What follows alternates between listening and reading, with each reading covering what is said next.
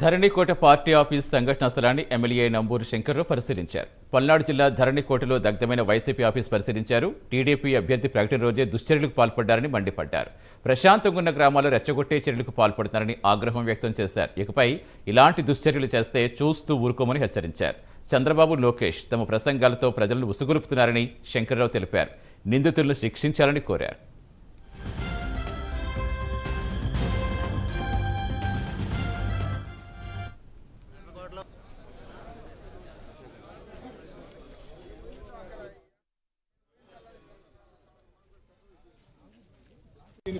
ధరణికోట గ్రామంలో సుమారు ఒక నెల రోజుల క్రితం వైఎస్ఆర్సీపీ పార్టీ ఆఫీసును ఏర్పాటు చేయడం జరిగింది.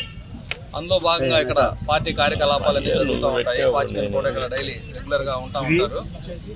అయితే ఈరోజు ఉదయం సుమారు 8-8:30 సమయంలో పార్టీ ఆఫీస్కి ఎవరు నిప్పట్టించారని మాకు సమాచారం రావడం జరిగింది. ఆ సమాచారం మీద హుటాహుటిన మేము ఇక్కడికి బయలుదేరి వచ్చేసరికి ఈ పార్టీ కార్యాలయం పూర్తిగా దగ్ధమైపోయింది. అందులో ఉన్న ఫర్నిచరు మరియు మైక్ సెట్టు, వాచ్మెన్కి సంబంధించిన మంచం, అదేవిధంగా చైర్స్, సుమారు 100 చైర్స్ మొత్తం పూర్తిగా దహనమైనవి. అక్కడ మేము విచారిస్తే ఒక 2 అనుమానితుల పేర్లను మాకు చెప్పడం జరిగింది. ఆ సమయంలో అక్కడ ఈ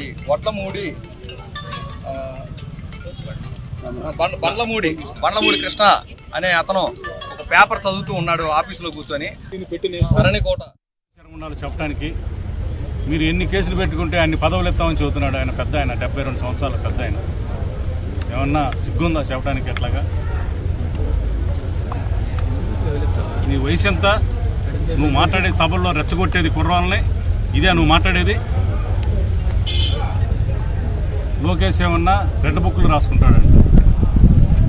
ఇలాంటి సంఘటనల్లో మీరు చేపిస్తా జనాన్ని రెచ్చగొట్టే దూరంలో మీరు చేస్తారా పనులు?